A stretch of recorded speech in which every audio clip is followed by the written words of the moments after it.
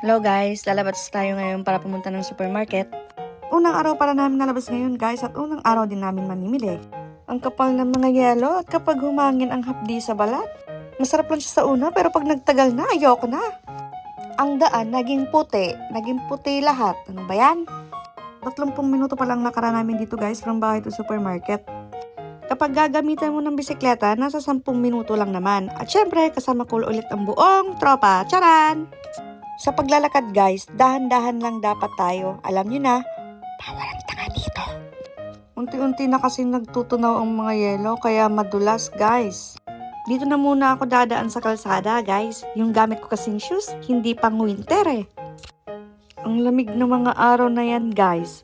Nasa -4 lang naman ang yan. Tapos may kasama pang hangin. Bago nga pala kami makarating sa pupuntahan namin, malamang nito sisipunin na kami dahil sa sobrang lamig. Mas lalo pala siyang malamig ngayon dahil nagtutunaw na siya. Ayan o, kita nyo, nagbabasa na. Kita nyo yan guys, napakadelikadong dumaan dyan dahil hindi mo alam kung tubig bang tinatapakan mo o lupa. Naalala ko ngayon bagong dating kami dito, excited na excited ako sa snow. Tapos ngayon guys, ayoko na, sukong-suko na ako. O diba, sa una lang talaga maganda. Kasalukuyan nga palang nilalamig ang mga kamay ko niyan. Nakalimutan ko kasi dalhin yung gloves ko. Kainis naman. Kung may bus at tren lang talaga, sumakay na kami. Kaso wala. Nasa kalagitnaan kami nang hindi namin alam. Kailangan mo talagang mag-Google Map dito guys. Dahil kung hindi, maliligaw ka talaga sa una. Dahil hindi mo alam kung saan ka pupunta. Kita mo naman yan guys. Puro bahay at puno lang ang makikita mo. Pare-parehas pa. Buti pa dun sa dati namin tinirhan, hindi masyado nag-i-snow. Nag-i-snow man dun, hindi ganito kakapal. Isang araw lang din. Kinabukasan nun, tunaw na. Hindi pala mawawala ang ating Google Map guys. Mahirap na. Mahirap nang maligaw. Sa una guys, kailangan mo talaga ng Google Map dito. Dahil ang bahay, puno, kanto, pare-parehas. Hindi mo alam kung saan ka liliko. Hirap din tumanda ng daan ha. Bahala na, kung naligaw kami, total 5 naman kami kapag naligaw kami. Dahan-dahan lang sa paglalakad, mahirap na kapag nadulas. Tama kaya tong daan namin? Nagdadalawang isip kami kung tama ba to eh. Basta, bahala na. Minsan sa buhay, kailangan din natin mag-explore, charot. Para pag mag-isa na lang tayo, alam na natin kung saan, o diba? O ano na guys, alam pa ba natin ang dinadaanan natin? Check nyo! May tumatahol nga palang aso dyan sa gilid namin guys. Buti pa yung aso, hindi nilalamig. Sana all aso. Charot! Joke! Life update. Malapit na kami guys. Malapit na. Konting lakad pa, makakarating din kami. Ay nako, lalo pang lumamig. Kasalukuyan kasing naghahangin eh. Guys, ang aking gloves, nakalimutan ko. Nanginginig na po ang aking mga kamay.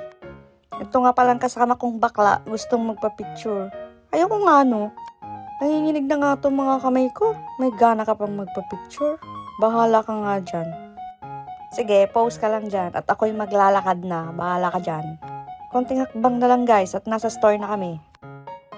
Guys, andito na ang kanina pa naming hinahanap. Ang Aldi nga pala guys, ang pinaka-cheaper sa buong Europe. Ay, hindi pala. Meron pa palang Lidl guys. Basta guys, cheaper siya compared to the other supermarket. Aldi! Charot! Nasa loob na kami ng store guys, nakapagpainit din sa wakas. Hindi nga pala kami pwedeng bumili ng sobrang dami guys, pagsamantala lang kasi yung titirhan namin eh. At lilipat kami sa susunod na linggo. Itlog noodles na muna tayo sa ngayon guys, mahirap nang magbitbit. Lalo na at pauwi kami at maglalakad ng 30 minutes. Ang hirap din kaya magbitbit nun. Naghahanap nga pala si bakla ng murang alak. Hindi kasi nakakatulog to pag di nakakainom ng alak sa gabi eh. Dahil tapos na kaming mamili, it's cashier time. Bayaran na po. Hindi ko na nakunan yung kadugtong. Ng mga oras na to, nagsisearch kami kung mayroon bang Uber dito. Dahil ang bibigat kasi ng mga dala namin eh. Kaso wala. Kaya maglalakad kami nito ng 30 minuto. Pahinga lang muna kami saglit. At pagkatapos nito, larga na. Hindi biro to ang bibigat ng mga dala namin. Tapos maglalakad kami ng 30 minuto. Bandang alas 5 na pala nito ng hapon guys. Pero parang alas 10 na dahil sa sobrang dilim. Lalo pa tuloy lumamig at lalong dumulas yung daan. May mga bitbit pa naman kaming mabibigat.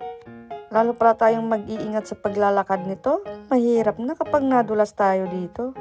Guys, sa totoo lang nakakangawit. Wala kasi kami nung bag na may gulong yung hinihila ba? Uso kasi yun dito. Matagal na namin gustong bumili ng ganon, yung bag na may gulong. Kaso, pag aalis kami, dagdag bagahin na naman, di ba? Pero guys yung bag na yun, gamit na gamit yun, lalo na pag nag-grocery ka at naglalakad ka. Malayo-layo pa palang lalakarin namin ito, pero yung mga kamay namin at braso namin, ngawit na ngawit na. At ang bibigat pa ng mga dala namin.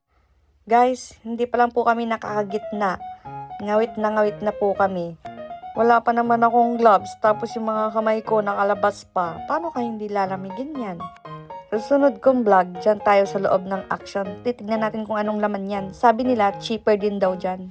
Mga 5 kanto na lang siguro at nasa bahay na kami. 5 kanto Yung mga kamay ko nito, nginig na. Konting lakad na lang guys, konting hakbang na lang at nasa bahay na rin kami. Itong bakanting lupa na to guys, nakakapagtakang yan. Hindi mo alam kung tubig ba yan or lupa. Kasi punong-puno ng yelo. Nababalutan siya ng yelo. Noong mga oras na to guys, lalong lumamig. Madilim na kasi Finally guys, andito na po kami. Ang sarap sa feeling kapag nasa loob ka na ng bahay. Oh siya guys, hanggang dito na lang muna at kami magpapahinga na. Oh siya guys, hanggang sa susunod. Paalam!